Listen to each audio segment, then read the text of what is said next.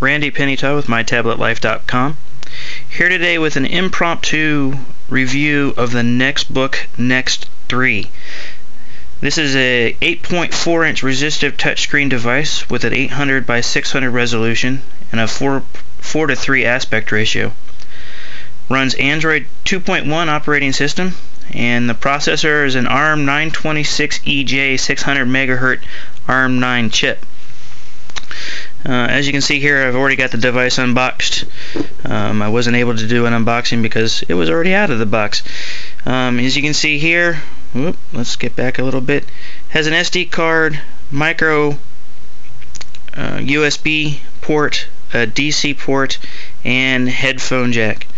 You have the two hard buttons here, and that's about it. On the rest of the device, there's really not any other buttons or anything else to use.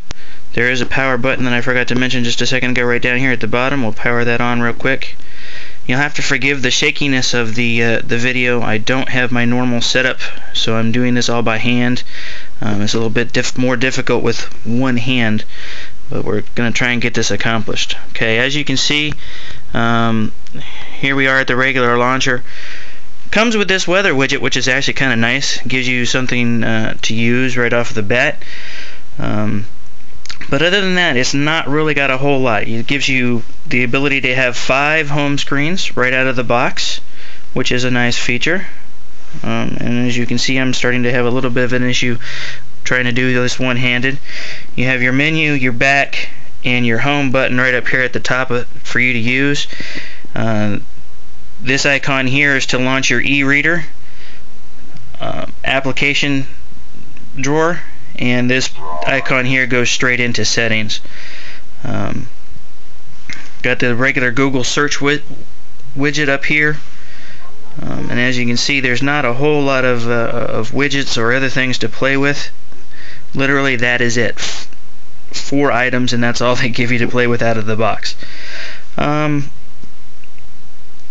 Because of the fact that it's a resistive touchscreen, every once in a while you'll notice that I have to hit back a couple of times, or just touch an icon a couple of times. But for the most part, the touchscreen is pretty good. I don't have to do a lot of commands more than once, so it's pretty responsive. As you can see here, got some of the standard programs in here automatically loaded for us. The alarm clock. It has an app store of its own.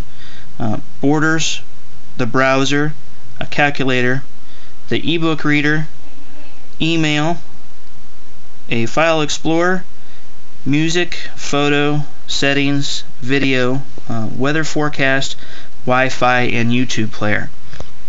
Unfortunately, because of my current location, we're having some major issues with the network, so I won't really be able to show you the YouTube player or the browser.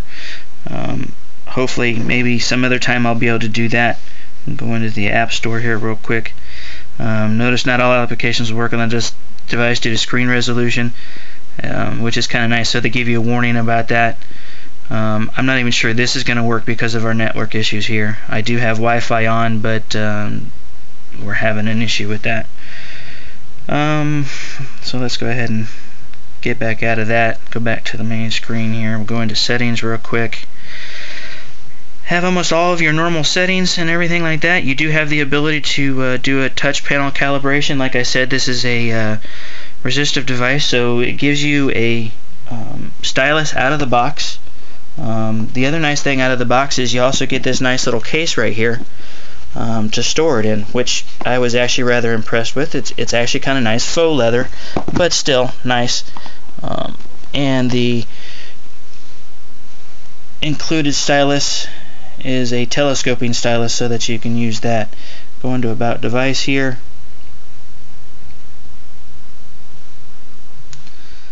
Okay, as you can see, kind of fuzzily there, I think, and we're running Android 2.1.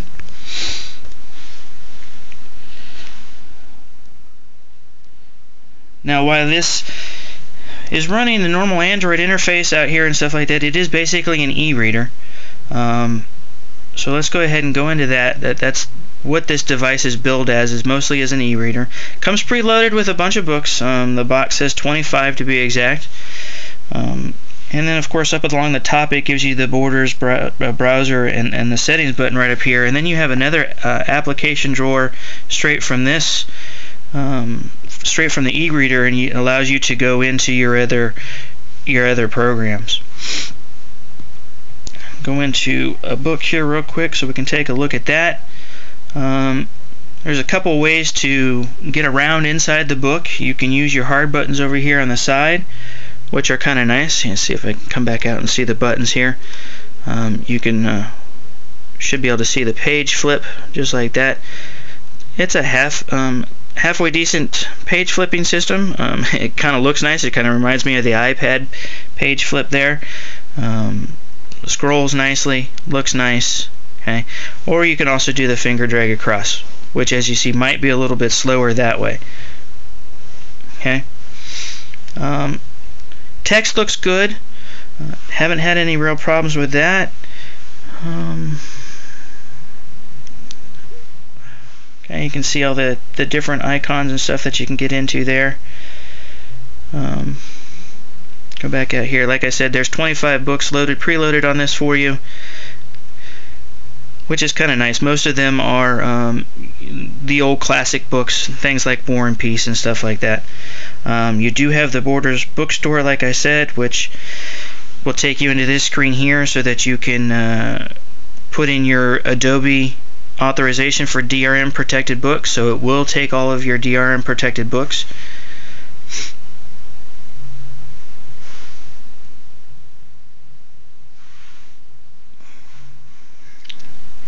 I went ahead and loaded a few videos on here just to test those out and see what it does. The device is supposed to support a pretty good sized amount of different video types and stuff like that, and as you can see it automatically rotated to landscape when I came into the videos.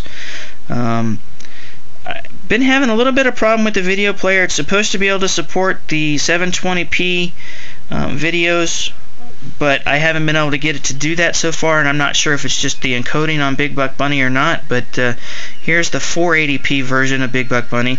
You can see a little bit of video tearing on that first screen, but for the most part it runs very well. Sounds nice, not too bad there. The video and the audio are definitely synced. There's no problem with that. And overall, with a 480p video, it works very well. I was very happy with it. When I tried the 720p, I tried an AVI file, and I also tried an MOV file. However, I got audio, but I did not get any video out of those.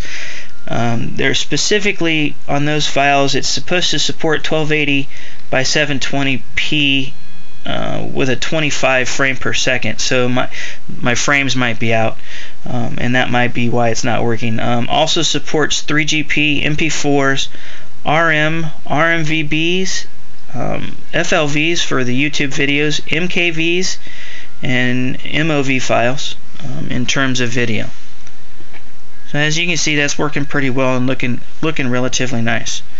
It's the standard and basically the standard Android video player. Back out of this here, come over here.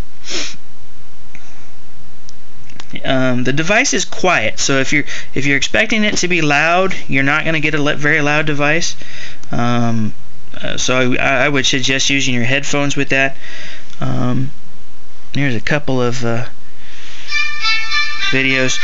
A little bit louder with the audio on this, so I don't know if the difference is just the different sound in the video or what, but all the videos that I tried, the audio was much quieter in that.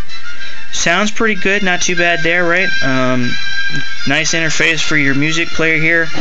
One quality I didn't really like, the speakers only sound like they're coming out of one side of the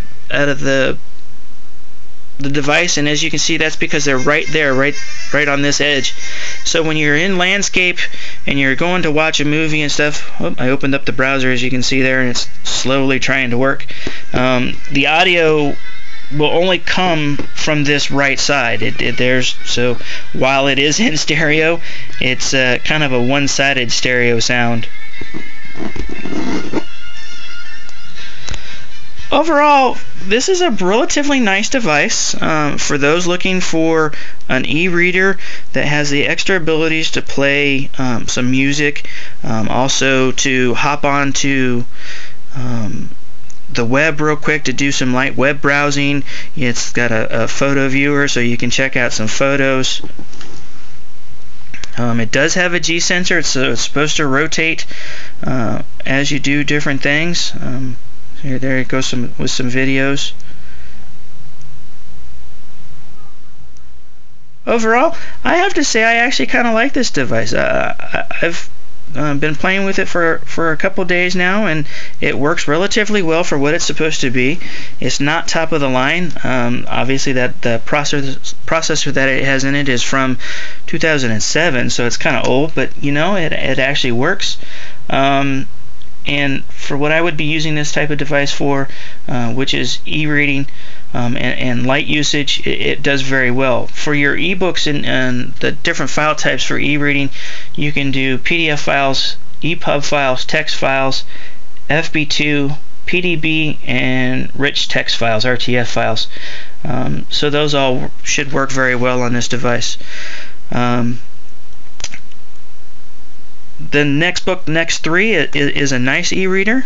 Should work very well for some people. However, if you're a power user, you're probably not going to be overly satisfied. There's no software updates right at this moment from anywhere, although the device seems to run well and doesn't have many bugs that I have been able to find, except for maybe the video one. And that just might be my encoding. This is Randy Pennytall with MyTabletLife.com, and this is the NextBook Next3. Bye.